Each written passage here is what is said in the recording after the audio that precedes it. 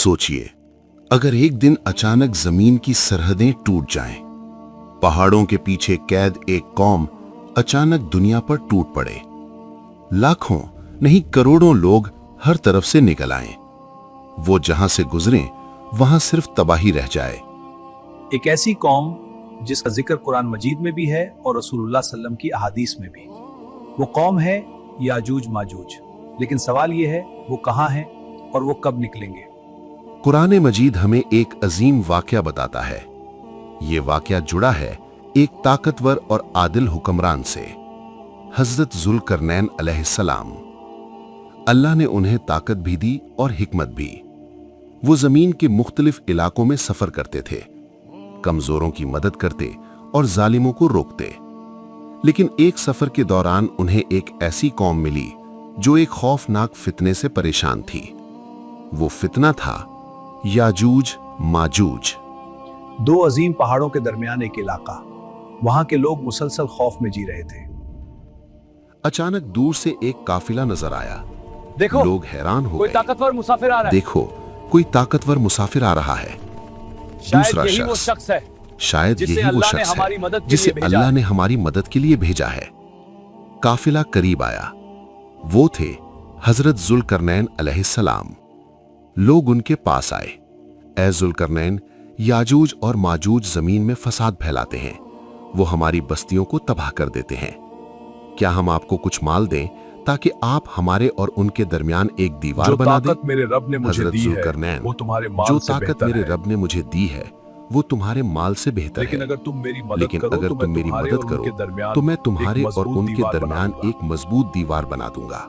फिर शुरू हुआ एक अजीम मंसूबा। पहाड़ों के दरमियान एक जबरदस्त रुकावट बनाने का फैसला हुआ। मेरे पास लोहे के बड़े टुकड़े लाओ। लोग दौड़ पड़े। पहाड़ों के दरमियान लोहे के बड़े बड़े टुकड़े जमा होने लगे। फिर जुल्करनैन ने हुक्म दिया, हजरत जुल्करनैन, अब आग जलाओ। जब लोहा सुर्ख हो गया तो उस पर पिघला हुआ तांबा डाला गया।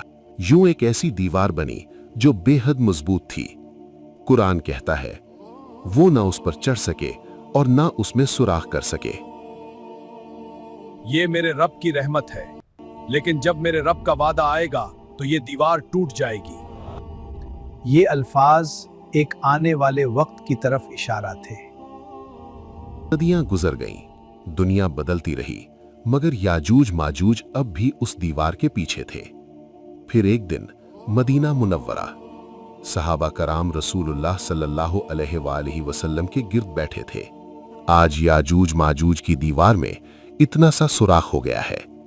आप सल्लल्लाहु अलैहि वसल्लम ने उंगलियों से एक छोटा सा हल्का बनाकर दिखाया। सहाबा हैरान रह गए।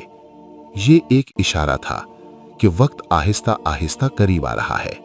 रसूलुल्लाह सल्लल्लाहु अलैहि वसल्लम ने फरमाया कि याजूज माजूज का खुरूज कयामत की बड़ी निशानियों में से एक होगा।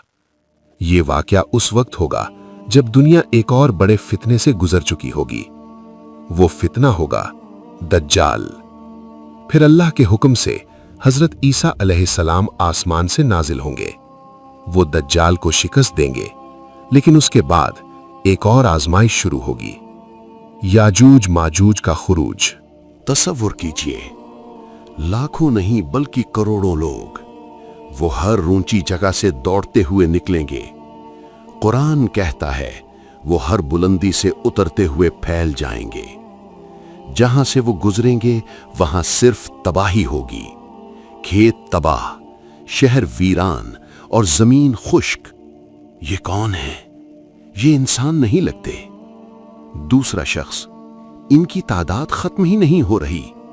अल्लाह हमारी मदद करे।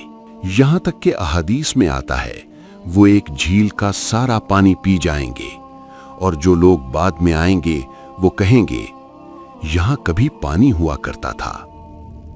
दुनिया में हर तरफ खौफ होगा। कोई फौज उनका मुकाबला नहीं कर सकेगी। यहां तक कि हजरत ईसा अलैहिस्सलाम और मोमिन लोग पहाड़ों की तरफ पनाह लेंगे। ए अल्लाह, हमें इस फितने से निजात दे। सही हदीस के मुताबिक अल्लाह याजूज माजूज पर एक छोटा सा कीड़ा मुसल्लत कर देगा। वो उनकी गर्दनों में पैदा हो जाएगा اور ایک ہی رات میں وہ پوری قوم ہلاک ہو جائے گی۔ ایک ایسی قوم جو دنیا کو تباہ کرنے نکلی تھی، اللہ کی ایک معمولی مخلوق کے سامنے بے بس ہو جائے گی۔ پھر اللہ زمین کو صاف کرے گا، پرندے آئیں گے اور ان کی لاشیں اٹھا کر لے جائیں گے۔ پھر بارش ہوگی، زمین پاک ہو جائے گی اور دنیا دوبارہ سکون کی طرف لوٹ آئے گی۔ یاجوج ماجوج کی کہانی ہمیں ایک اہم سبق دیتی ہے۔ انسان جتنا بھی طاقتور کیوں نہ ہو، اصل طاقت صرف اللہ کے پاس ہے۔ اس لیے اپنا ایمان مضبوط رکھیے، قرآن اور سنت کو اپنی زندگی کا حصہ بنائیے، کیونکہ جب دنیا کے تمام سہارے ختم ہو جاتے ہیں تب صرف ایک سہارا باقی رہتا ہے، اللہ کی مدد۔ اور یاد رکھیے، اللہ پر بھروسہ کبھی مت چھوڑیے۔